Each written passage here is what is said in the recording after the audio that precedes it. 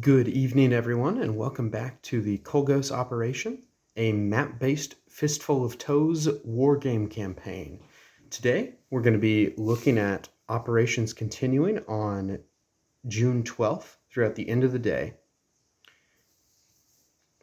Towards the end of the day, the major developments are Task Force Marina here is coming down the Barbula Valley towards the city of Valencia. This is Kolgos' main objective for this phase of the campaign, and it's defended by Alamo Force. Over in the western passes, Task Force Terra has come down as far as Bajuma, and Montana Force, a screening element left by the Abruzans, has detected them and determined that they're going to be fleeing back towards Valencia. So let's see what the morning situation looks like. By mid-morning, the major development is the assault of Task Force Marina up the Barbula Valley. They've contacted the main Abruzan defensive line, and a fierce fight has broken out. Down here near Tocoyito, Montana Force is retreating back towards Valencia, with Task Force Terra in hot pursuit. Now, I've started to play out this conflict up here on paper, as you'll see here, and it has been a rough morning for the Kolgosi infantry. Most of their right flank forces here have been entirely obliterated by that battery of 155mm howitzers that the Abruzans managed to rustle up from somewhere. By mid-morning, they're not yet to the outskirts of Valencia. They're almost to their intermediate goals of seizing this suburb here and these woods here. The valley ridges next to Valencia are still held. There's still Abruzan forces potentially going to hang on to these terrain features just a little longer, and overall, not great reward for a very, very costly morning on the Kolgosi side.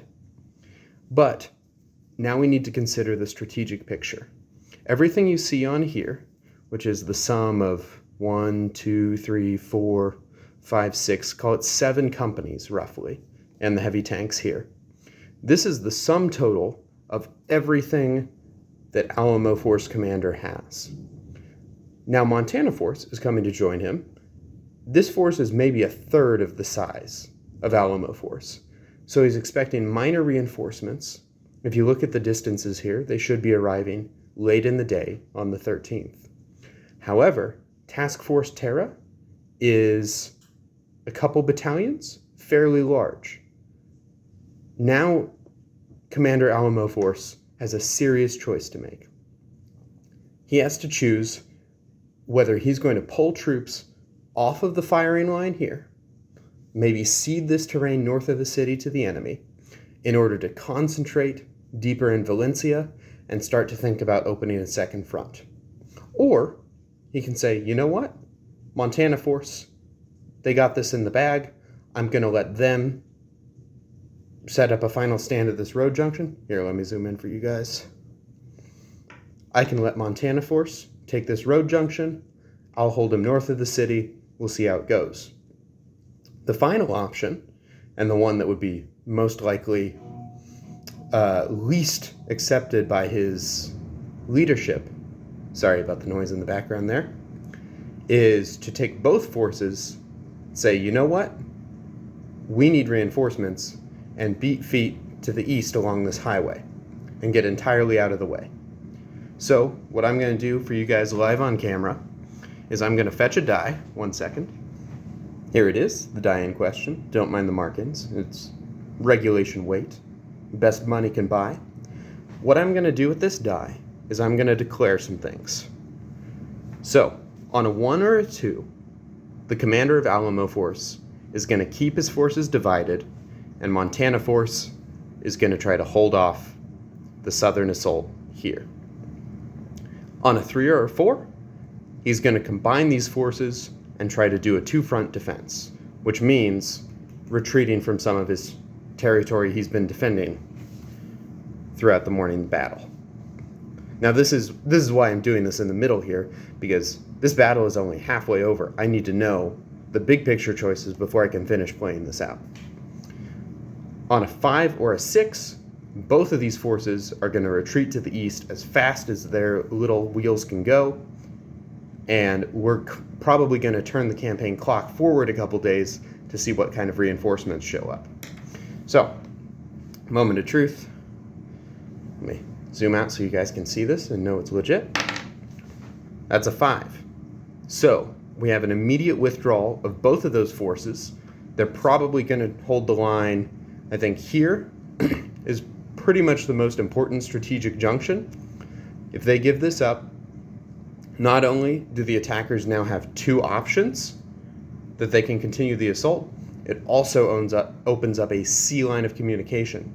I'm not being super rigorous about tracing lines of supply, but to any real-world commander, letting go of this pass through the mountains to an ocean port would be an extremely poor choice.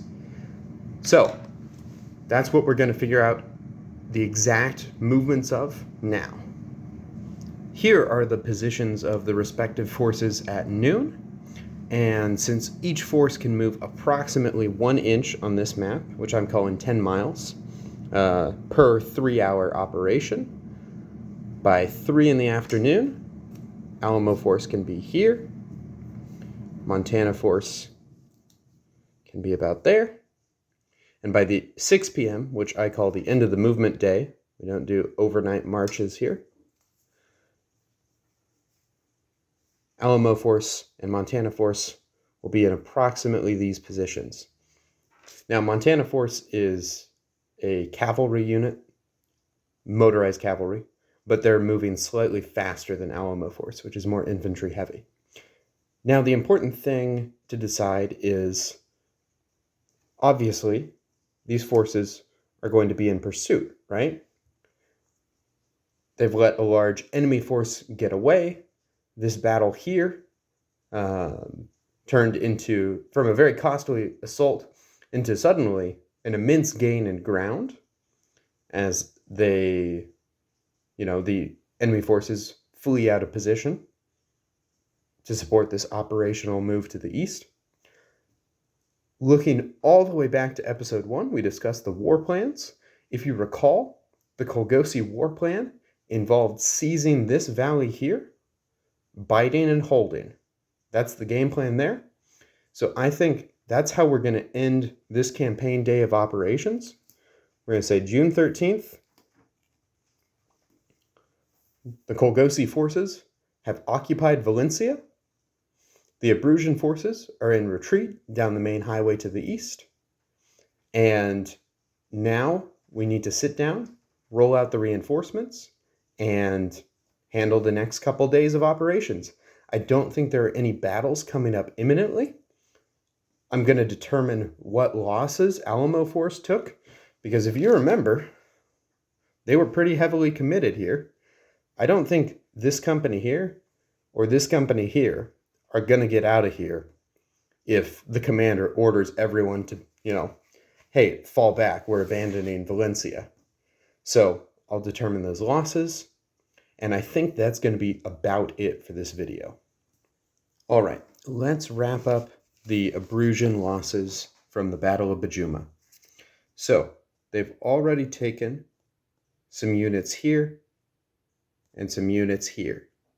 Now, remember, in Fistful of Toes, stands that are removed from the table during battle have a chance to come back.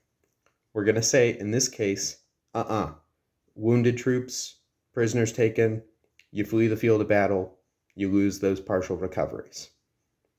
Sorry, war's tough. However, in this case, since we're interrupting the middle of the battle to flee, I'm going to impose some additional costs on the Abruzzians. As you can see on this high-quality graphic here, we're going to decide this the same way we decide everything else, with dice. So they have those 2 companies forward deployed in those terrain features. We're going to roll a die, see if they lose 1, both, or neither of those. Now, they're just a couple infantry companies. They won't make a huge deal later in the campaign, but might as well be diligent with this. So that's a 3. They're both gone. That's going to hurt, but not too much. That's where I think I'm going to leave this video. Let me know what you guys think of this format. It's a little faster for me to make. It's a little easier for me to move these paper tabs around the map. I hope with the appropriately timed zooms, you guys can see everything I'm indicating. Let me know what you think of the format, and if you think of any weird or fun ideas that can be injected into the campaign going forward.